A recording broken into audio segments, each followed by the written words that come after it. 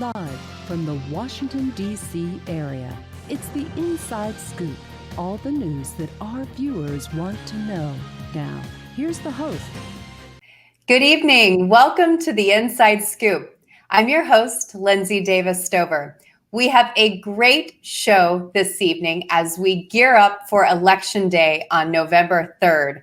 Our first guest this evening is Irina Kanyan, who is running for House Delegate in District 29. Irina, thanks so much for being with us tonight. Hello, thank you so much for inviting me, or I should say for having me back. Yes, well, I know the last time you joined us, we were in the studio, a much different environment than where we are now. But thank you for taking the time because we are so excited to talk to you about this evening. Thank you. So you are in a special election out in House District 29. Can you talk first about what this special election is all about? I think you might be the only state House district and a special here in Virginia. Can you tell us how it's come about and a little bit about the race? Sure. I'm one of the few, I think in general, lucky people who get to run twice in the span of 10 months. Who gets to do that, right? So I ran for the same seat last year against Chris Collins. He was an incumbent. And since then, Delegate Collins has stepped down because he took up a judicial position. It was expected thing. There was an interim judicial appointment. So just a little over 2 months ago, Governor Northam announced special election for this district. And by the way, District 29 is Frederick County, most of Frederick County, Winchester City, and a portion of Warren County. And we were put on the November 3rd ballot. And Lindsay, you're absolutely right. Did your homework? We are the only, I believe, state legislative race on the November 3rd ballot. And that made for not very long time to run. But at the same time, for me, the great advantage of being able to run when I was really fresh on people's minds. Some of the supporters have put out signs when we announced before we even got the new signs. So that's how recent it was. And that's pretty much the kind of the background of how the special election came about. That's fantastic. I am so excited that you're running out there, and it is such a great district. One that is one that's very near and dear to my heart. I love the area out there, and you have been such an incredible leader in the community. And so tell us a little bit about the priorities that you have. What issues are you going to champion when, not if, but when you are elected in November? I think the issues, Lindsay, are not very different from what I ran on less than a year ago. It's just that COVID has heightened the necessity of making those things priorities. I think it's pretty clear that that's what happened. At the very top of my list, I mean, competing between the two, is the need to expand access to mental health services. I am on the Northwestern Community Service Board, which is one of the CSBs in the Commonwealth that includes our area. And the need is tremendous. We need more, not just a little more, not a lot more. We need several fold more funding, it seems like, because if you think about what was going on before COVID, when we already had not insufficient funding and great need for mental health services on all levels of all kinds. And now we have kids who have been in significant isolation for a while, who if they already had issues that they're now more pronounced. Elderly people, the same thing, and everybody across the board. Teachers have been stressed and are stressed now.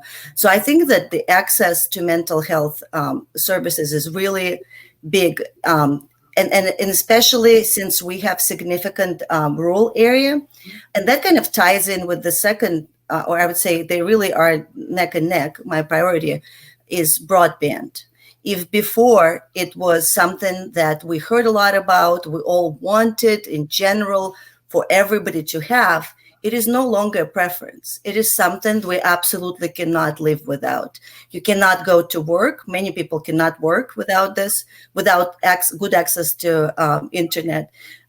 Kids cannot go to school. We definitely do have areas in Frederick County where children Winchester is okay as far as access, but the county is not. Where kids do have to go and go in some sort of setup, whether it's parking lot or something where they can get access to internet to do their homework, and mental and telehealth. Look at that. So what I meant by like it completely ties in, you just can't have one without the other. Is you have some needs that can only be fulfilled if you have good access. There was a lot of doubt in both, I think, mental health and medical community, whether telehealth would work on the scale that we now are experiencing, right? And that was the unfortunate, to say the least, circumstance that actually brought some good results. The silver lining, I think, one of the silver linings has been that it actually does work. Not in all circumstances, not for everybody, but it does. And without broadband, it's simply impossible. And so people would not have access to mental health or healthcare. And trying to bridge the divide between the people who, I think many of them see themselves as being so far away from the other groups or the other parties. I think in reality, we are closer sometimes than we realize, but the rhetoric is incredibly difficult to overcome. So I've been really focusing on, real solutions to real problems. That's all I've been talking about since this race started. And I think there are reasons to believe. Look at what people did during COVID. Look how much help the communities, provided to each other and to each other and between the communities. And I think that's kind of another focus, which may not have been quite as big of a focus for last time I ran. Absolutely. Well, healthcare is a huge issue here in Virginia and across the country. And, what I love about what you've done with the healthcare issue is you're talking about the piece of healthcare that, one has been, in my opinion, forgotten about for far too long. And that's mental health. And, I think as we all lived through this pandemic, the second and third order effects are going to be those of mental health. And whether it's the mental health of those who are in isolation because, they are actually more at risk for getting COVID, or children, right, who are being educated, as you said, at home or in parking lots of businesses that provide Wi-Fi. It's amazing how children have had to adapt. And I am so grateful to you for talking about mental health, because we've ignored it for too long in the Commonwealth and we've ignored it for too long here in the United States. So thank you so much for bringing that issue to the forefront, because it's so incredibly important. And it's an issue, unfortunately, people aren't talking too much about. And if I may add, two things I just thought about when you were talking is additional things. Think about also of the anxiety and the stress on the healthcare workers, frontline people. And then we don't have a second line that's just going to step in. This is, and it's also, it's pretty well known that sometimes the effects, they occur a while after the major stress happens. So we don't even know fully the scope of this. And I was reading the Washington Post today, 20% increase in suicides amongst military and veterans. The list is so long of what we need to tackle in this area that I don't have enough. You don't have enough time, and we don't have enough room on one page. Yes. And I love the way you brought together healthcare and technology, right? Because those two things right now, more than ever, are so intertwined in terms of broadband access and obviously living through this pandemic. And whether it's having to work from home or creating a new business, right? Because so many businesses have had to shut down. People are having to be creative right now. Right. And it's hard to create a new business when you don't have solid internet service. And it's an issue that I think in Northern Virginia people talk about, but we don't have to live it, right? Can you tell us a little bit more about just how hard it is not to have reliable broadband service, especially in the rural areas, not far at all from Northern Virginia? Right, exactly. We're not far in many ways, and that's actually what making our district, I believe, quite flippable, because we are just a stone's throw away from Loudoun County. People have been moving here in droves. People are retiring. Beautiful area, lots of good services actually, and good schools, but the internet access, on so many different levels. It's the fact that the schools had to struggle when we went into lockdown, right? Figuring out what do we do, because we can't provide live instruction if a good portion of our students do not have access to internet. And so they were, sending out packets. I think something in Northern Virginia and in many metropolitan, in the cities and suburbs, people haven't been dealing with this because a lot of this became live instruction almost right away, right, on online. I think kids in our area had to get some stuff that were just this, sheet, and then to get kids excited about, right, if you don't have the instructor. And that's because they were struggling to figure out how to make this so everybody has access to the same thing, when it's basically impossible nearly if you don't have access to internet. Now they've figured out some areas where kids can come and be and get access, but that's a not long-term solution, right? That just cannot be sustainable. I know a friend who hosted a meet and greet for me last year who lives in Frederick County, not too far out. And she has a friend who lives right next to her, who babysits another friend's or relative's kids. And she has to run back and forth, and she can't do it sometimes because her daughter sometimes the cell service is not good, the internet is not good. And if there's an emergency, then there's a great difficulty. How do you notify loved ones, people people who need to come for help? As far as the telehealth, again, it's been expanded access overall, but not everybody who needs to have access has any access at all. Some people have no access at all. If they're vulnerable, right, if they're immunosuppressed, they don't have good internet connection, they don't have healthcare provided. And that's just impossible to not to imagine. We don't need to imagine, it's a reality, but it's impossible for us who are concerned about this to say this is our reality in the richest country in the world. I mean, we need to fix this. This is just not sustainable. Right. Well, and I think in so many ways, the pandemic has really shone a light on many issues, right? That for years and years, we have pushed them aside, whether it's mental health care or expanding broadband. All of them right now are coming together in a really unique way, because this pandemic is shining a light on all of these important issues that we so desperately need to fix as a Commonwealth and as a country. And so thank you for highlighting them, because I know they're important to your district, but they're also important to the entire Commonwealth. Right.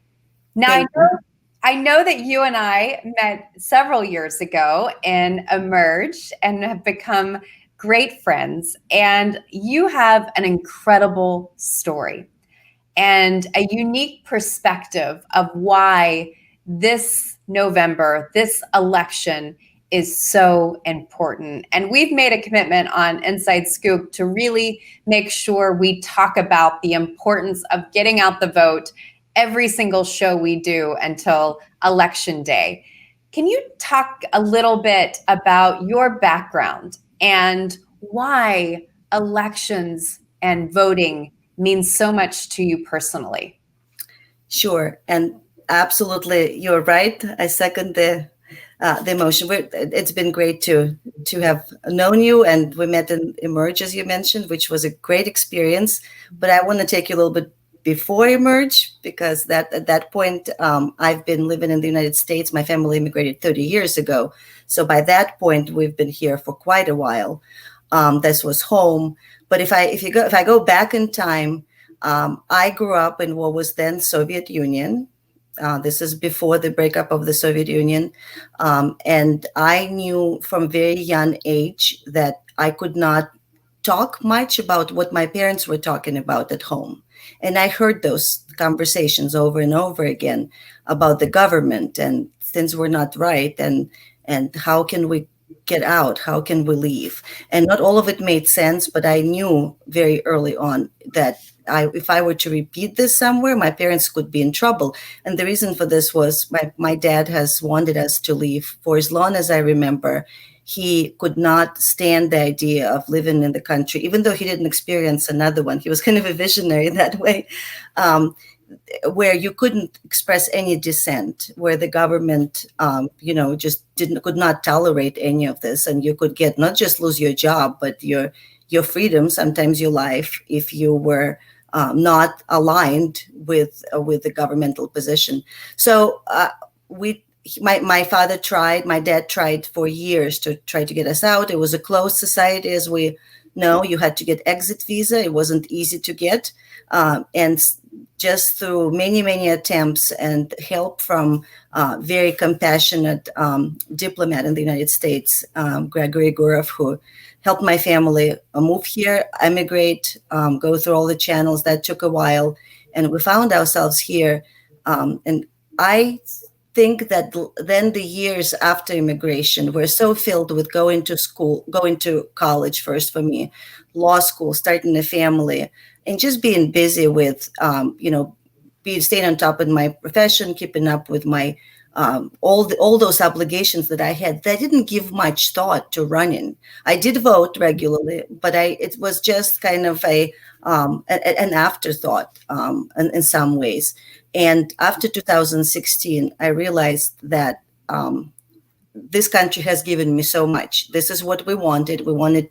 My family wanted to come to a place where we could say what we wanted to say, do what we wanted to do, as long as it was not hurting other people, ourselves, and not be fearing for our life, our jobs, and that everything that I received, education, just the fact that I was welcomed here, I needed to give back. And that I realized by that point, I have something to give back, because I was an attorney at that point who's practiced for some time, knew the kids, the families in the area where we live in Northern Shenandoah Valley. I've also served as a voter protection attorney.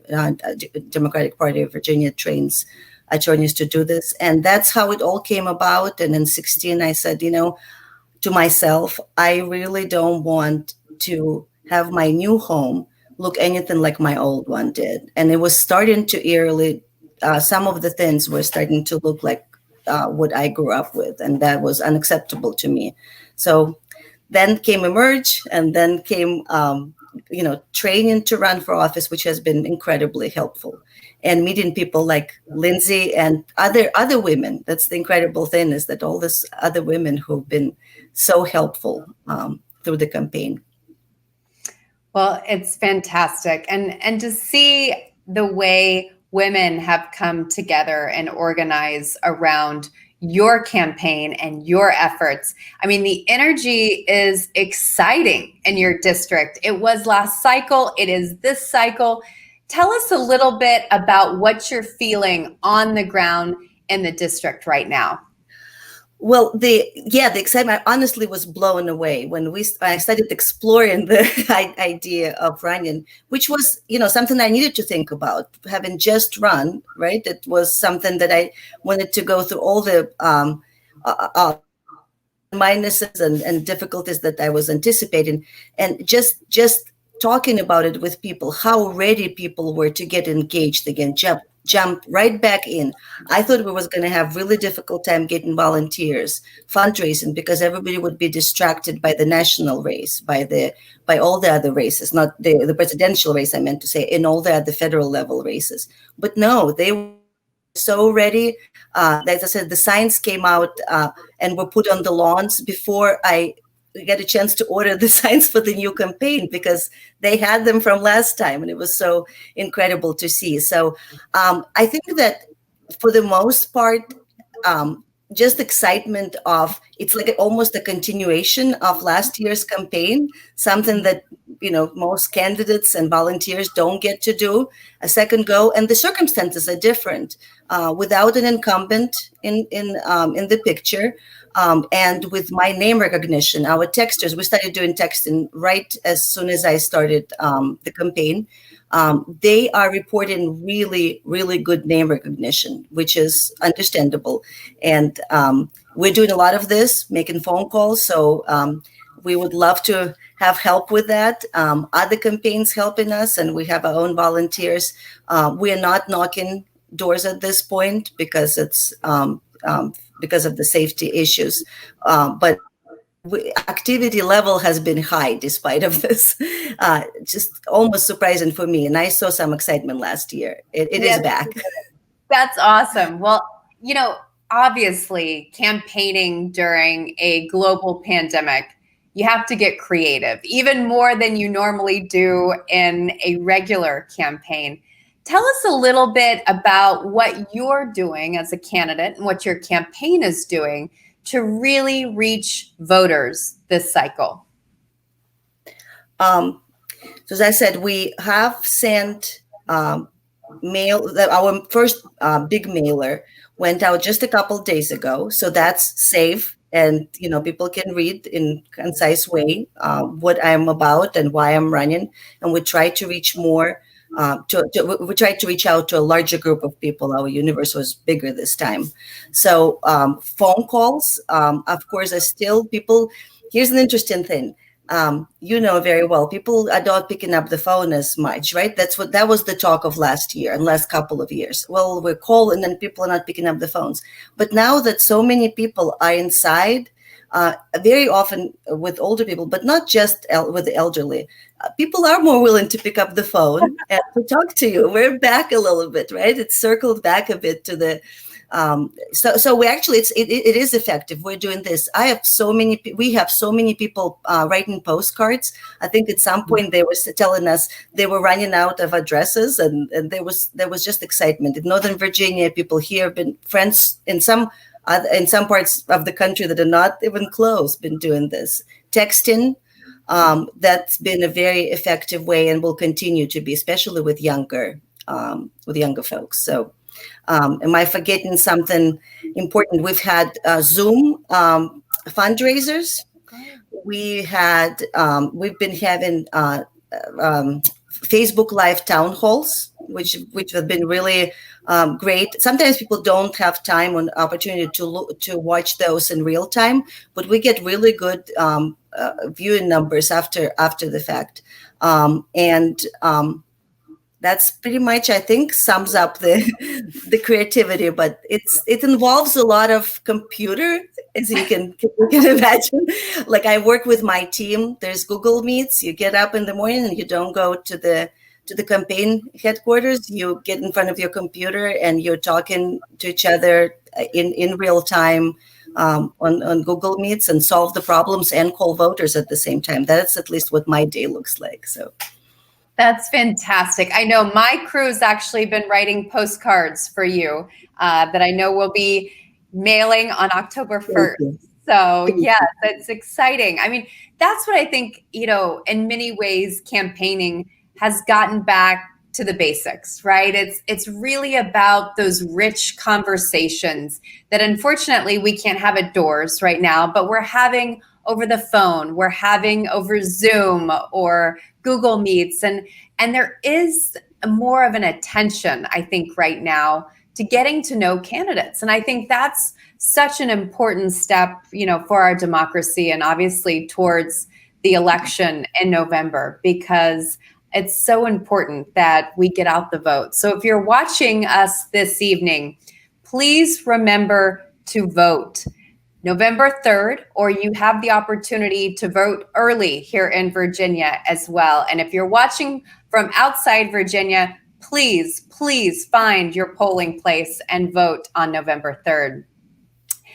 Well, thank you again for being with us tonight.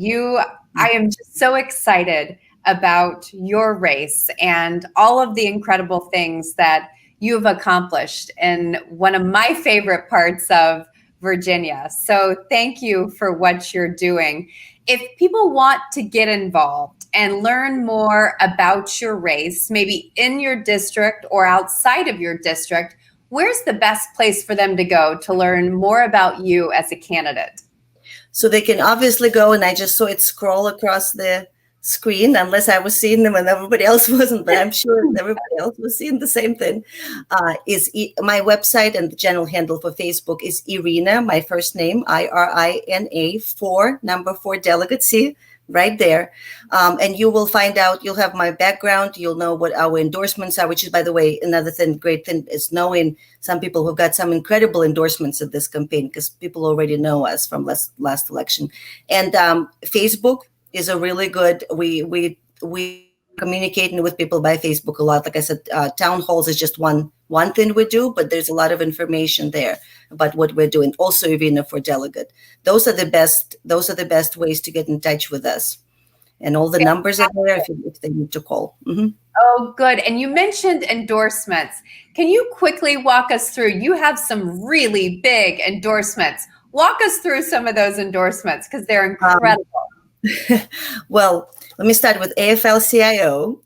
And we got endorsed by Senator Kaine. We got endorsed by Congresswoman Wexton. We got early endorsement by Jennifer Carroll Foy, which I'm very excited to get in. Was last year as well. She has been a great partner with us, and pretty early endorsement from Delegate Guzman, from Delegate Helmer.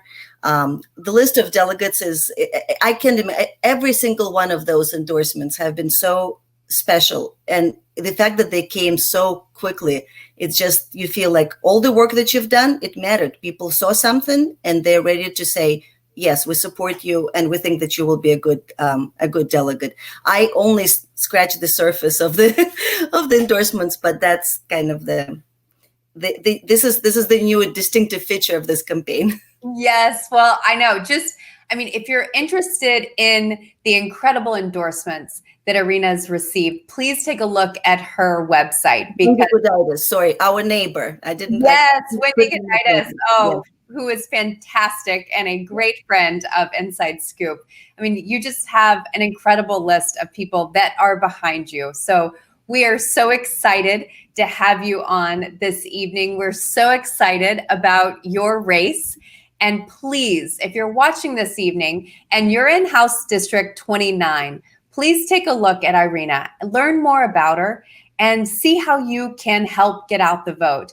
And if you're not in House District 29, please still take a look. This is an important special election here in the Commonwealth of Virginia, and I encourage you all to get out the vote. Thank you for being with us this evening, Irina. Our fight against coronavirus isn't over. Let's wear face masks in public, stay 6 feet or more from others, follow state and local guidelines, and wash our hands frequently. Let's move forward together. Learn more at coronavirus.gov. Before we celebrate the freedom most Americans have, we must fight for the freedom all Americans deserve. Because all lives can't matter until Black lives matter.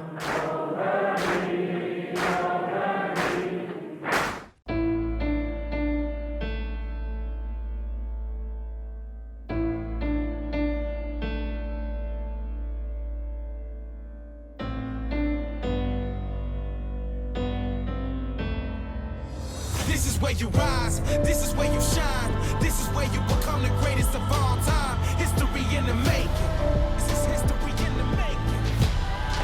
History in the making. Vote for your life. We're back to the Inside Scoop. Here again, your host. Welcome back to the Inside Scoop. I'm your host, Lindsay Davis Stover, and we are continuing to talk about voting and what will be on the ballot in November. And this segment, I'm excited to have with me 3 good friends that are going to talk about Amendment 1 on the ballot. First is Chris Ambrose, grassroots anti-gerrymandering activist. Then we have Joanne Collins, leader of Herndon, Reston, Indivisible. And Luke Lavaseur, who's co-leader of Virginia Democracy Forward. Thank you all so much for being with us this evening. Thanks for having us. Thanks for having us. Well, I know typically we would be doing this in the studio, but I'm so thankful that the three of you took time this evening from your homes to spend the evening talking about this important issue. And Luke, will you mind kicking us off just to set the table, if you will? Talk about Amendment 1. There's been a lot of confusion on what it is and how it would change the redistricting process. Can you level set us all on what exactly it is and what the changes would be? Well, I will do my best, and I'll let my colleagues, my friends, correct me if I make any mistakes. So every 10 years, Virginia and other states draw new maps or redistrict the seats of their House and their state Senate and the districts for the U.S. House of Representatives. Under the current Virginia Constitution, and as it was done through 2012, 2011 and 2012, redistricting in Virginia has been done by the General Assembly, with the governor having the ultimate veto power. And the system, as it works practically, it has been controlled by the majority of the minority leaders in the House of Delegates and in the state Senate. The proposed amendment if passed, and we advocate for saying no to Amendment 1, but if it were passed, it would create a commission, and the commission would draw maps that would be ultimately voted up or down without changes by the General Assembly. And if the General Assembly rejects one of the commission's maps, and there's another way this could happen, the redistricting for that body, either the House of Delegates or the Senate, would go to the Virginia Supreme Court to establish the districts. Now, the fact that there would be a commission drawing the district lines instead of it being done formally by the House or by the General Assembly doesn't remove politicians from the process, and that's because the commission is made up of 8 politicians, 8 sitting members of the General Assembly, who are entitled to half the representation or half the seats on the commission. And there would be 8 citizen commissioners who would be part of the commission, but they wouldn't be independent. They would be, they are selected by the leaders of the majority and the minority parties in the House of Delegates and the Senate. So they're almost certain to be longstanding party operatives, friends of the minority and majority leaders. The amendment restricts it. It is sold or is discussed as fixing gerrymandering. In fact, the amendment has one restriction with respect to racial gerrymandering, where the amendment would references the Voting Rights Act, which is already controlling law, and would put it in the Virginia Constitution. By the Voting Rights Act, I mean the Federal Voting Rights Act. But with respect to political gerrymandering, which is a pernicious problem that we think needs to be corrected, the amendment doesn't have any anti-gerrymandering provisions. Instead, it would rely on criteria statutes or legislation that could be passed that would guide the commission. But those criteria statutes could be amended, could be changed by any subsequent legislature. So the amendment itself doesn't provide any sort of permanent fix to gerrymandering. The only other provision that really needs to be mentioned, because it's been so much discussed, is the supermajority requirements of the amendment, which ordinarily these sorts of commissions have supermajority requirements, but when you have a partisan commission like the one that's created here, the supermajority requirement, which is just that 2 of the sitting politicians vote no on any map, that negates all of the work of the commission with respect to that map and sends the entire matter to the Virginia Supreme Court.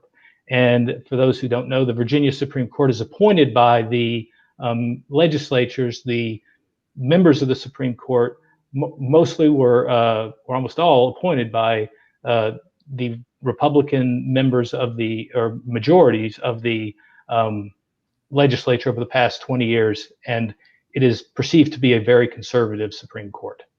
That's how it would change. So there seems to be a lot of confusion, and this is probably the number one issue that I get text messages about and emails about from neighbors and community members about what exactly this is. So thank you, Luke, for giving us that full description of what Amendment 1 is, because there is so much confusion out there in terms of what to vote for, what not to vote for. And Chris, I want to talk to you a little bit about that confusion, because I think it's really important that people understand, for those that are for this, what the pros are, and those that are not for this amendment, what the cons are. Can you talk, Chris, a little bit about that confusion and why people should, in your opinion, vote against Amendment number 1? Right. So the people on the pro side will say it takes the power away from the General Assembly and puts it in a commission. It does put it in a commission. The problem is, as Luke very well explained, the commission is not independent at all. So you've got a commission that's got the 8 sitting legislators on it, 8 citizens who are picked by the legislators. And on top of that, if that's not rigged enough, as Luke also indicated, a lot of this stuff is controlled by legislation. So, for example, the majority party in the General Assembly sets the criteria for the district. The commission has to operate under criteria set by the General Assembly. So it's an extremely rigged process. So that's yes, it takes it away from the General Assembly, the old way of doing it, but it really doesn't. It's largely a charade where they still retain that control. Another pro argument, is the transparency, and that's true. It has transparency that doesn't exist in the other process. I will be the first to acknowledge that, and that's a good thing. But at the same time, anyone who thinks that transparency alone will radically transform how politicians do things is just really mistaken. I mean, you only have to look at Lindsey Graham to see how politicians will do things. They'll take votes, they'll do things in public all the time that the public totally disagrees with. And that issue that I just referred to, 99% of the country is paying attention to it. Probably 1% of the country will be, the Commonwealth will be paying attention to how districts are drawn. So the idea that just because legislators are required to gerrymander in public, that they won't do it because 1% of the public may be paying attention to an action that they have to take once every 10 years to save their jobs. It's good. Transparency is good, but it just is not that significant. I mean, one of the things, Chris said, and Luke, you brought it up as well, the commission, right? The lack of independence of that commission poses a huge problem. And you're right, Chris. I mean, transparency, we should look as far as Lindsey Graham, right? On the Supreme Court nomination and vote that he now is, strategically or selfishly changed his position on. Can you talk a little bit about this commission? Because I think there is some confusion around it, right? And whether or not it is or it isn't independent. And given the fact of how beautifully the two of you have just laid out this issue, it seems very clear that this commission would not be independent given this particular amendment. Yeah, I mean, even the advocates don't say it's independent. I mean, there's some people out there who are saying it is. They're either misinformed or they're misleading. But the real, the informed advocates, they acknowledge it's not. They just make the case that this is the best we can get, and I just disagree with that. And if it's the best we can get, we need to start over. There's a lot of evidence that this kind of process doesn't work well. It doesn't produce the kind of results that they're looking for. Absolutely. And Joanne, I want to talk to you about some of the critiques because, there are those out there that are saying, well, Democrats have campaigned on this issue for so many years, right? And now all of a sudden, Democrats have control of the legislature and want to change the rules. Can you talk a little bit about that? Because I think there are those out there that are adamantly saying that, but I do think there's another side to that. Can you talk a little bit about that, Joanne? So I'm going to say the process to get an amendment in place is a 2-year cycle. And I know I've heard people say that Democrats are trying to do a power grab or they're not staying true to what they campaigned on. And I have a difference of opinion on that based on the 2-year cycle of getting an amendment in place. So in 2019, when this was first originally went through the first vote of the General Assembly, you have a certain mix of people. There's 13 or 14 members of the House Black Caucus that voted against this amendment.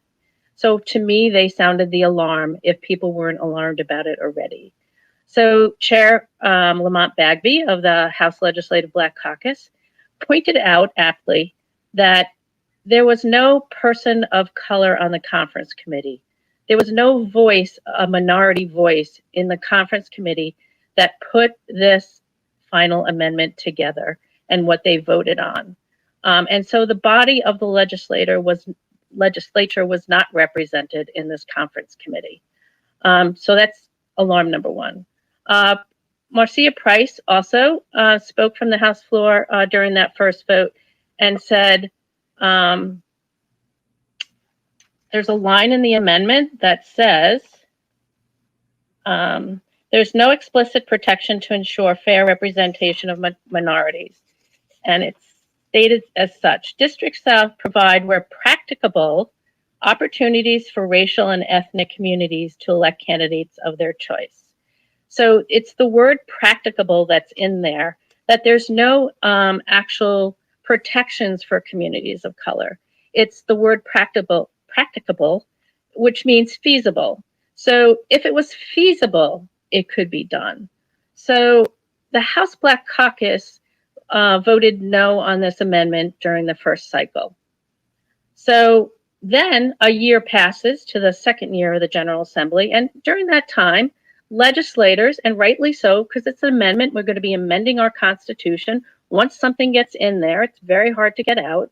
And you want to put something in there that is actually doing what you say and what you want it to do. So House legislators, all the legislators of the General Assembly had a year to think about what this amendment said. And so some of those candidates who we're talking about in the House Assembly, who people say they actually campaigned on anti-gerrymandering platform and said that they would vote for an anti-gerrymandering platform, didn't run their campaign on this amendment specifically. They ran their campaign for a nonpartisan independent redistricting. And this amendment does not do that. So when some of those House legislators thought about it over the next year, they said, this amendment actually doesn't do what I campaigned on. It didn't do what I pledged to do, to put in anti-gerrymandering protections and an actual commission that would be independent and nonpartisan. So when the House legislator comes back the second year, it's actually a different representative body because some people have left. There's new people that have been voted in. So that then again, there's a debate about the amendment, and then a vote is taken. And this time, the second year, 85% of the Democrats voted against this amendment. And they all, many of them spoke from the House floor. That is all in public record that people can go see. And Don Scott, who was actually a new delegate in the second cycle in 2020, who's in the House Legislative Black Caucus, was a no vote. And he spoke very well to the point that when you put something into the Constitution as an amendment, it's very difficult to get out. And case in point, in our Virginia Constitution, we have where marriage is defined as between one man and one woman. And that is sitting in our Constitution, and it's very difficult to get out. So before we put a redistricting process in that favors House party leaders actually picking the commission, people voted no for it this time. They want to go forward to get an independent, nonpartisan commission that they actually campaigned on. And during the process,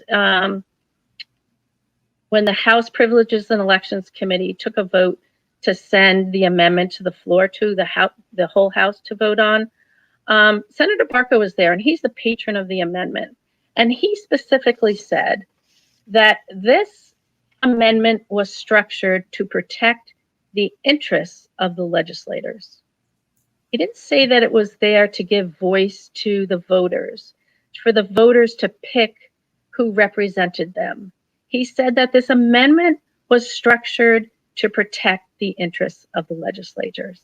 So it is not nonpartisan, it is not an independent commission, and it is to protect the interests of the legislators. And so the Democrats, who for decades have been behind a nonpartisan, independent commission, are still supporting that notion.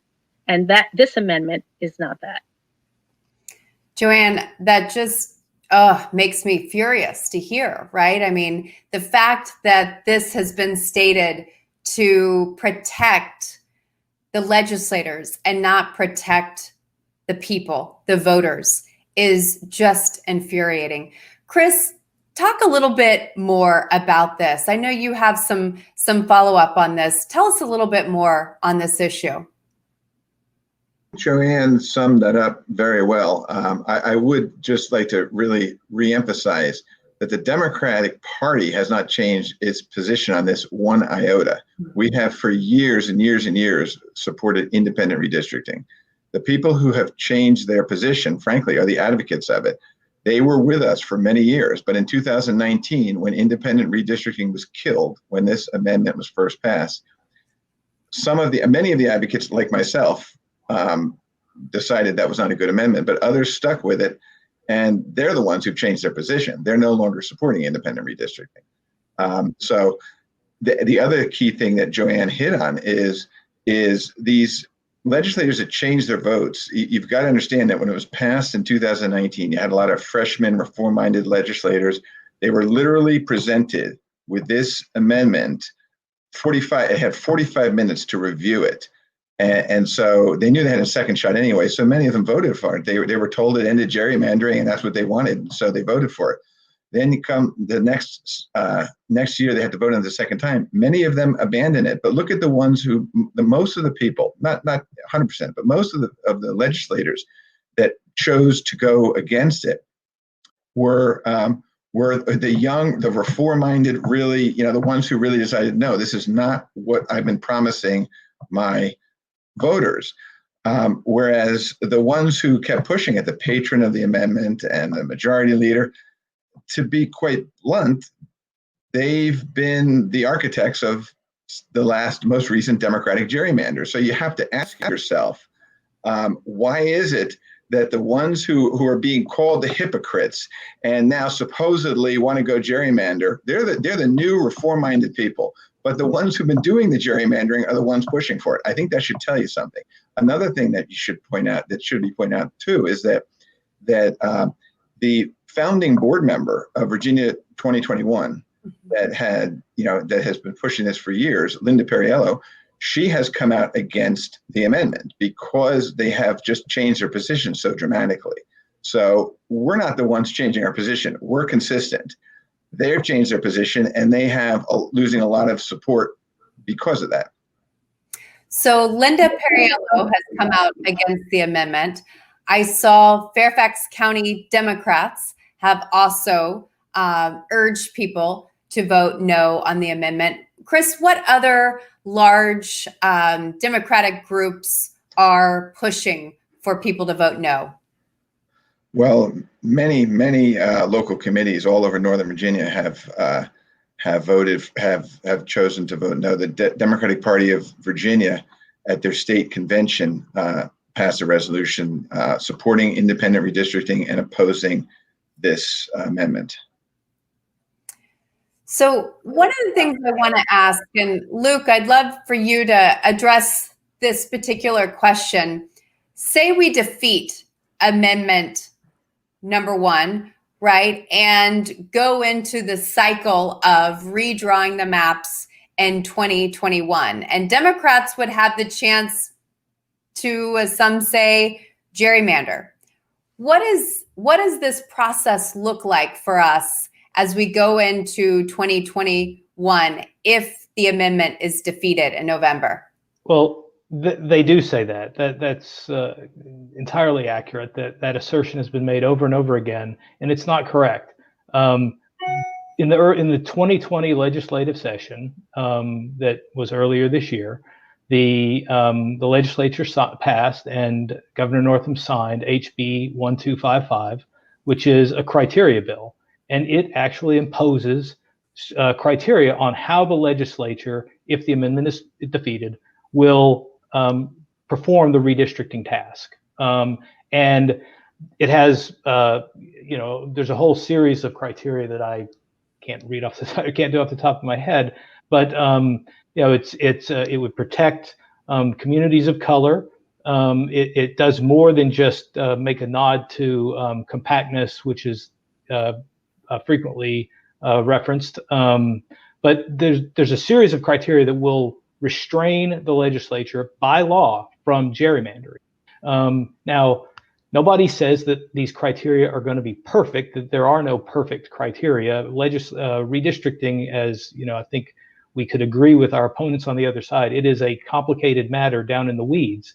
But the criteria in 1255 are very good, and they would be the applicable law. And it would be illegal for the legislature to gerrymander the state, or for the Democrats who are in control to grossly gerrymander the state as it was done in 2011.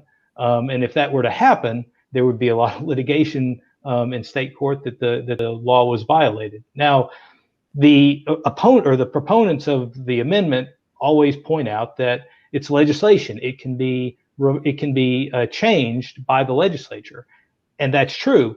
It's very difficult, though, for the legislature that just passed HB 1255 to turn around now that they're getting ready to do the redistricting and negate or pass something else or get rid of HB 1255. And more fundamentally, as I think I pointed out and Chris has pointed out, under the commission, under the amendment, the commission is guided by criteria legislation, and that criteria legislation can always be changed at the last minute at any moment to direct the redistricting process in a way that would be different at the last minute because the criteria bill changed.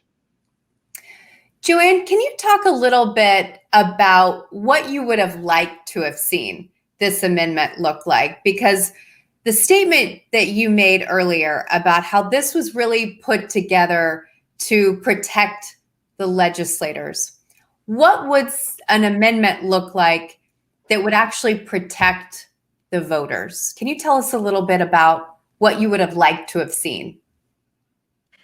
So I think the setup of the amendment that I would have liked to have seen is that it's not just stating who chooses the commission, but some of those protections in the criteria legislation actually need to be in the amendment so that it can't be changed. So HB 1255 has factors in it that need to be put into the amendment.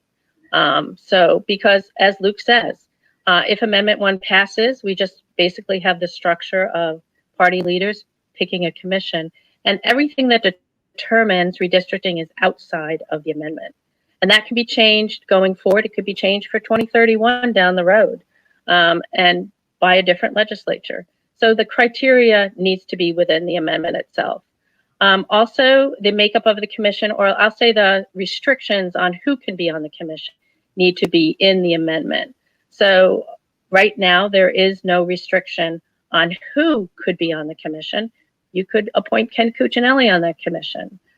You could appoint your brother, your mother, whoever you wanted on that commission, you could have on there. And right now, the citizens who would be picked by the party leaders are going to be people who have access to those party leaders. So that automatically disenfranchises people who did not have access. So to me, the thought of having a commission that is geographically, racially, gender, economically diverse within the Commonwealth of Virginia is very important. And I have not seen that type of protection put forward yet. Now, granted, we could come forward. We have HB 1255, but we do need additional legislation to put some of what the commission structure would be if the amendment does not pass. And so we will have fair districts drawn in Virginia if this amendment 1 does not pass. Chris, can you quickly tell us what have been the barriers to reform on this issue, or who have been the barriers to reform on this issue? Can you quickly address that for us, Chris? Well, it's frankly the legislators that want to retain control over the process. And, you know, a lot of the proponents of the amendment will acknowledge that, and they will point to that and say, that's the reason we can't get an independent process in here. They'll never agree to it. So we basically have to capitulate and do what they want. And I don't buy that. It's maybe tricky right now, but we've got the legislation passed for the 2021 redistricting, and we definitely need a constitutional amendment for the future. But the individuals who really want to control the process, these are the old guard who won't be around in 10 years. If this amendment is defeated, there will then be tremendous pressure, because there's a lot of attention on it, tremendous pressure to do some real reform in another constitutional amendment. We've got the 2021 redistricting taken care of, as Joanne pointed out. We need to fix it for the future. And I think that the time is absolutely perfect for it. You've also got to remember that Democrats are probably going to pick up a couple of seats anyway, just from regular population growth. So we don't have to worry about gerrymandering. We don't face any kind of threat. We are going to do just fine with fair districts. So we're in a perfect position now to get some real reform for the future, and we do not need to add this to the Constitution. If we do that, it'll really block the chances for real reform. Well, Chris and Luke and Joanne, thank you so much for being with us this evening. This is such an important issue in November, and I know for all of our viewers out there that want to learn more about this issue, the website has been scrolling across the screen. Thank you so much for being with us. Thank you for joining us tonight on Inside Scoop, and we'll see you next week.